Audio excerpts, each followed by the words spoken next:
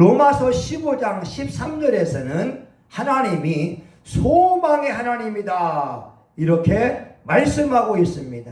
소망의 하나님이 모든 기쁨과 평강을 믿음 안에서 너희에게 충만케 하사 성령의 능력으로 소망이 넘치기를 원하신다. 와우! 여러분 멋지지 않으세요? 하나님은 소망을 주는 분이시고 예수 믿는 저와 여러분들에게 소망이 넘쳐서 기쁨이 넘쳐서 희망이 넘치기를 원하고 있다고 말씀합니다. 그런데요, 여러분 요즘 어떻게 살아가십니까? 우리가 살고 있는 세상은 만만한 세상이 아닙니다. 가시덤불과 엉겅퀴가 나는 세상이고 또한 마음의 꿈을 꿀 수 없는 현실적으로 이루어질 수 없기에 꿈을 꾸기가 쉽지 않은 세상에 우리가 살고 있습니다. 예, 그렇습니다. 한국 사회가요, 하루에 40명씩 자살을 합니다.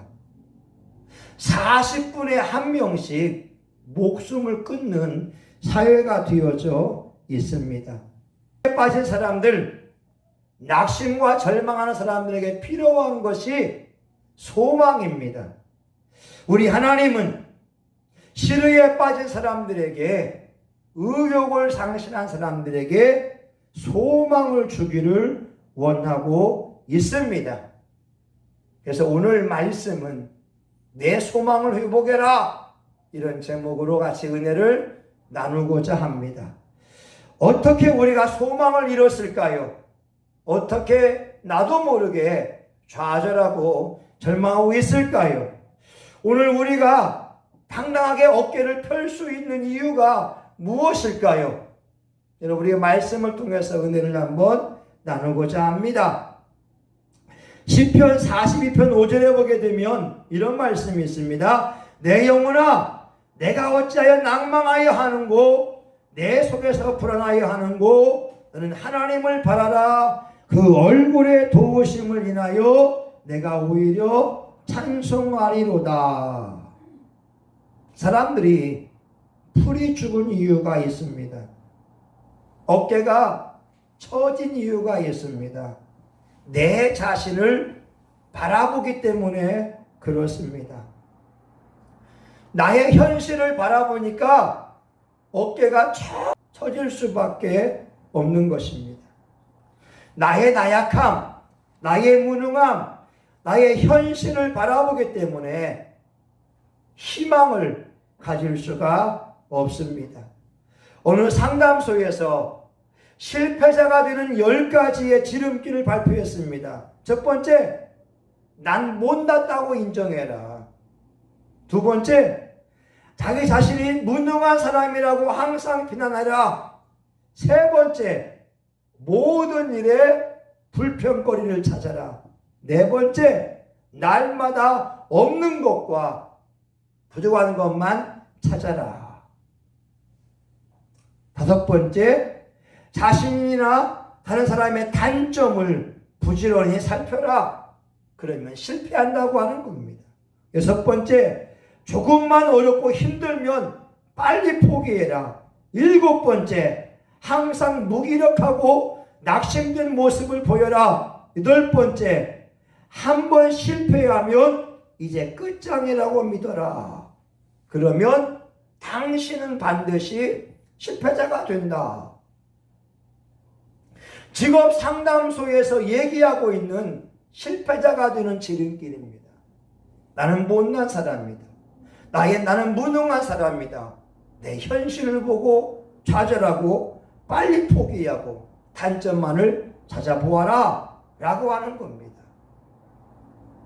예수 믿는 신앙인들도 하나님이 소망의 하나님이요, 모든 기쁨과 평강을 믿음 안에서 넘치게 하시는 분인데, 우리 안에 소망이 넘치기를 원하시고 있는데, 우린 눈을 들어서 하나님을 바라보고 있지 않기 때문에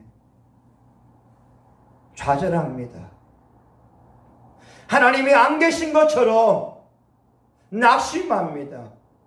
얼굴에 웃음기가 없습니다.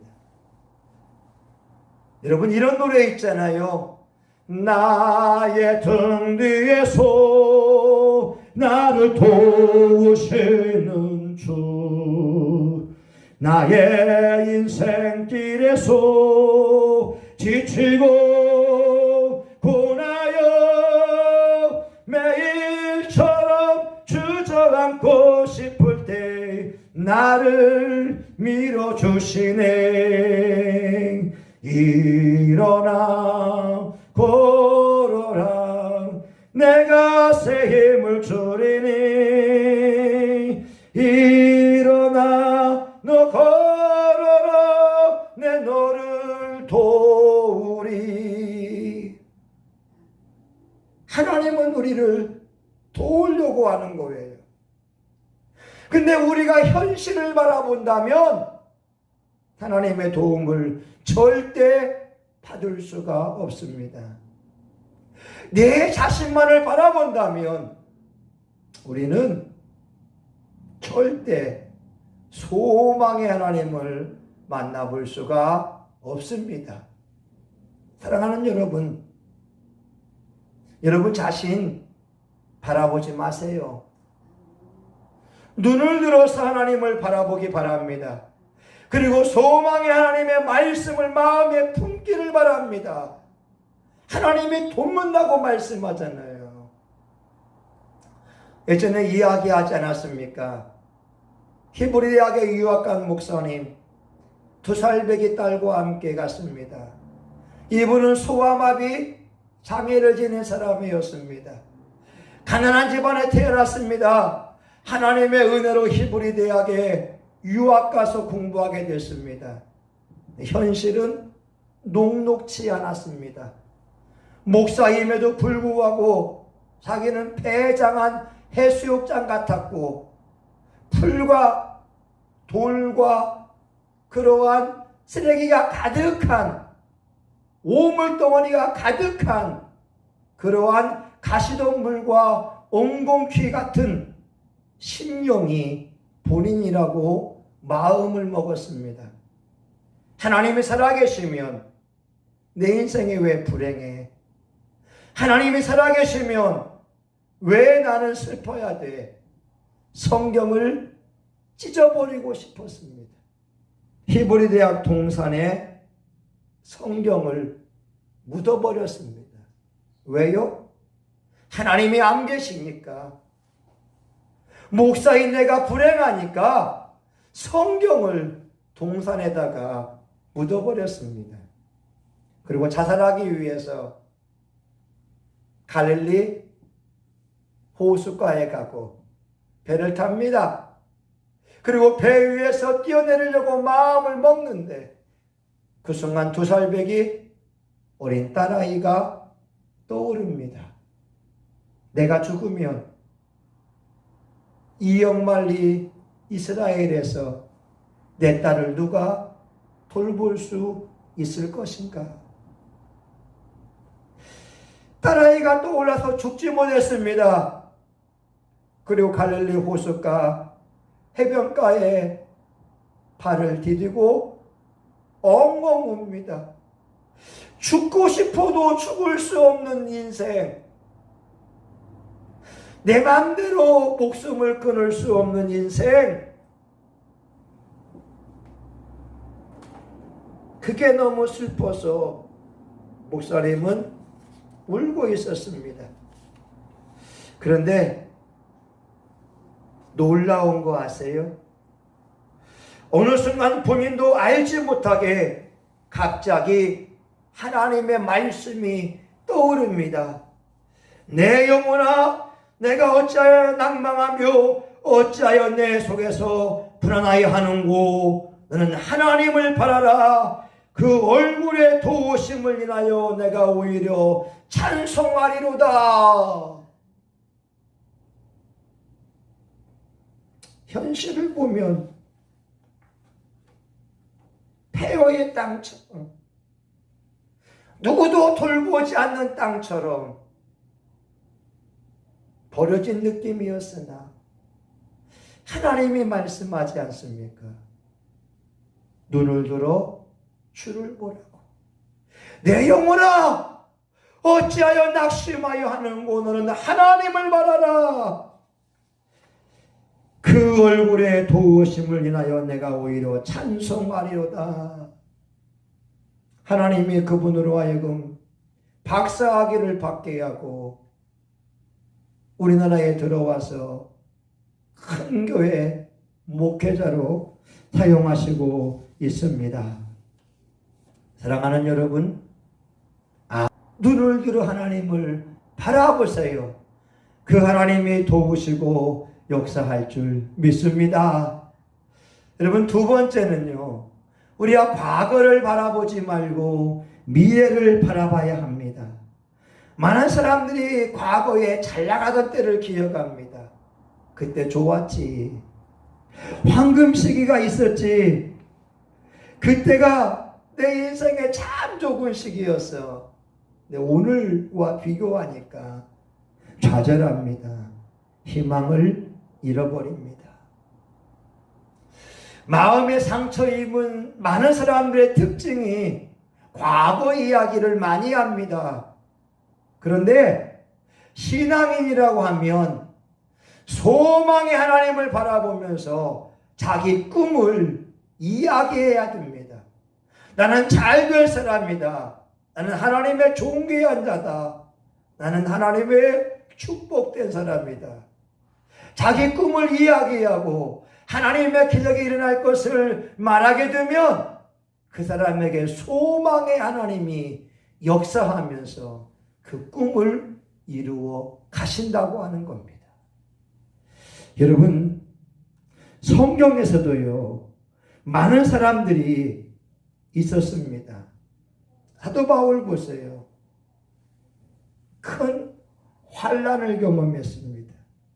고린도후서 1장 9절부터 10절을 보게 되면 우리 마음의 사형 선고를 받은 줄 알았으니 이는 우리로 자기를 의뢰하지 말고 오직 죽은 자를 살리신 하나님만 의뢰하게 하려 하심이라.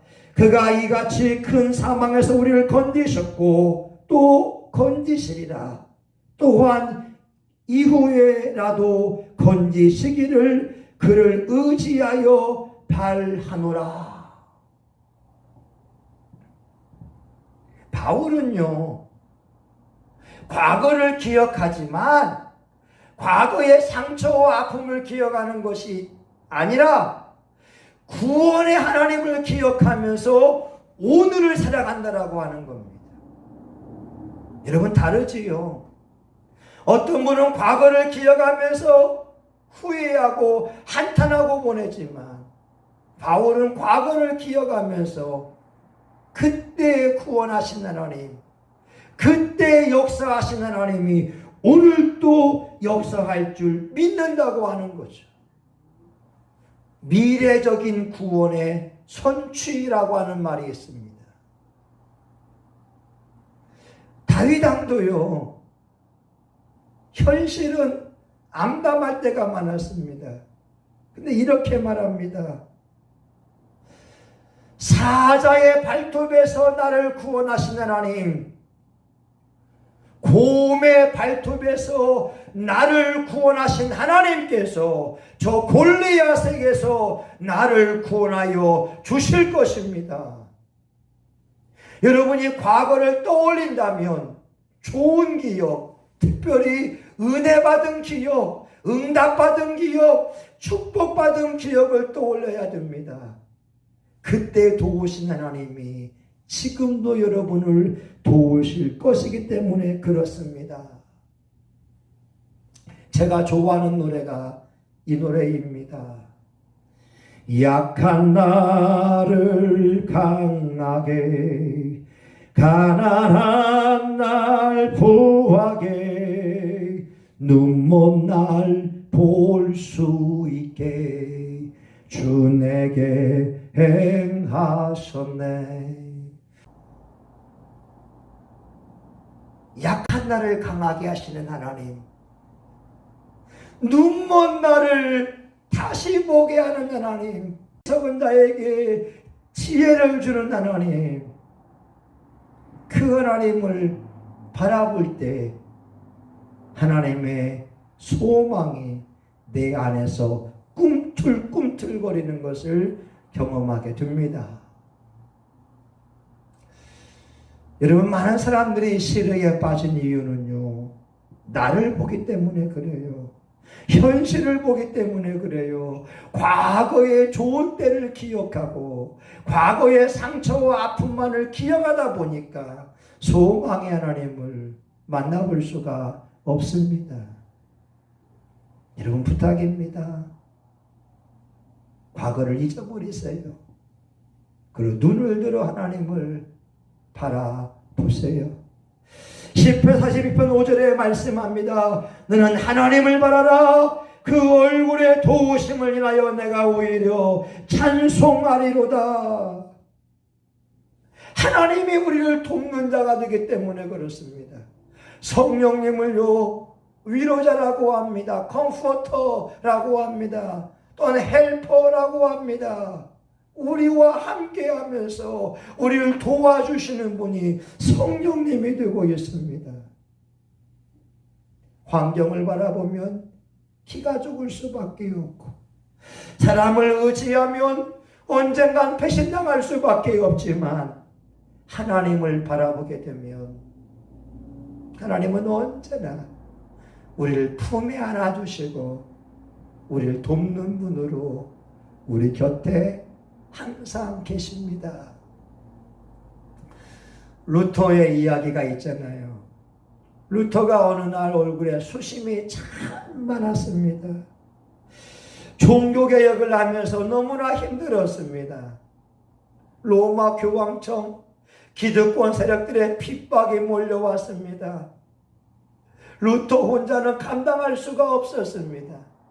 그때에 그의 부인이 상복을 입고 루터 앞에 나오게 됩니다. 루터가 말하죠. 여보, 누가 죽었어요?